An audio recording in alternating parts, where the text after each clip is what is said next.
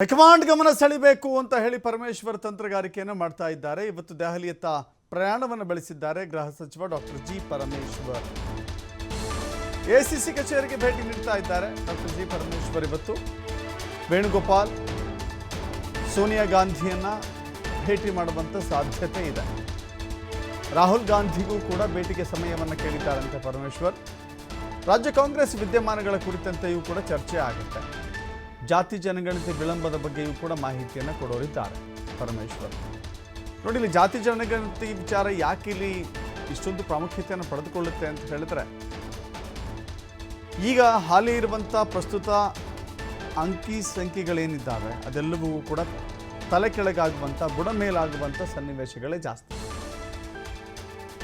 ಸಾಮಾಜಿಕ ಶೈಕ್ಷಣಿಕ ಮತ್ತು ಆರ್ಥಿಕ ಸಮೀಕ್ಷೆ ಅಂತ ಏನು ಮಾಡಿಸಿದ್ರು ಸಿದ್ದರಾಮಯ್ಯ, ಆ ವರದಿ ಬಿಡುಗಡೆಯಾದರೆ ಈಗ ಬಲಾಢ್ಯರು ಅತಿ ಹೆಚ್ಚಿನ ಸಂಖ್ಯೆಯಲ್ಲಿರುವವರು ನಾವು ಅಂತ ಹೇಳ್ತಾರಲ್ಲ, ಅದು ಕೊನೆಯ ಸ್ಥಾನಕ್ಕೂ ಕೂಡ ಬಂದುಬಿಡಬಹುದು.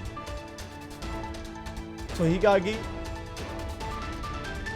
ದಲಿತರು ಅತಿ ಹೆಚ್ಚಿನ ಸಂಖ್ಯೆಯಲ್ಲಿರುವಂಥ ಸಾಧ್ಯತೆ ಈಗ ಆಲ್ರೆಡಿ ಕೆಲವಷ್ಟು ಮಾಹಿತಿ ಸೋರಿಕೆಯಾಗಿರುವ ಕಾರಣಕ್ಕಾಗಿ ಅದನ್ನು ಬಿಡುಗಡೆ ಮಾಡ್ತಾ ಇಲ್ವಲ್ಲ, ಆ ವಿಚಾರವೂ ಕೂಡ ಚರ್ಚೆ ಮಾಡಬಹುದು, ಹೈಕಮಾಂಡ್ ಗಮನಕ್ಕೆ ತರಬಹುದು ಅಂತ ಹೇಳಿ. ಜೊತೆಗೆ ದಲಿತರ ಸಮಾವೇಶ, ಶೋಷಿತರ ಸಮಾವೇಶದ ವಿಚಾರಕ್ಕೆ ಸಂಬಂಧಪಟ್ಟಂತೆಯೂ ಕೂಡ ಹಿನ್ನಡೆಯಾಗಿತ್ತು ದಲಿತ ಸಚಿವರಿಗೆ. ಈ ಬಾರಿ ಅದನ್ನು ಮಾಡೇ ಮಾಡ್ತೀವಿ ಅಂತ ಕೇಂದ್ರ ರಾಜಣ್ಣ ನಿನ್ನೆಯಷ್ಟೇ ಹೇಳಿದರು.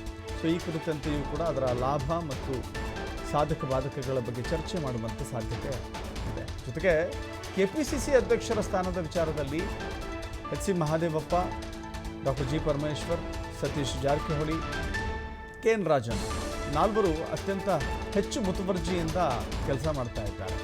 ಕೆಪಿಸಿಸಿ ಅಧ್ಯಕ್ಷರ ಬದಲಾವಣೆ ಆಗಬೇಕು, ಶೋಷಿತರಿಗೆ ಅಥವಾ ಅತ್ಯಂತ ಮೈನ್ಯೂಟ್ ಕಮ್ಯುನಿಟಿಗಳಿಗೆ ಅವಕಾಶ ಸಿಗಬೇಕು ಅಂತ ಹೇಳಿ, ಹಿಂದುಳಿದ ವರ್ಗಗಳಿಗೆ ಸಿಗಬೇಕು ಅಂತ ಹೇಳಿ.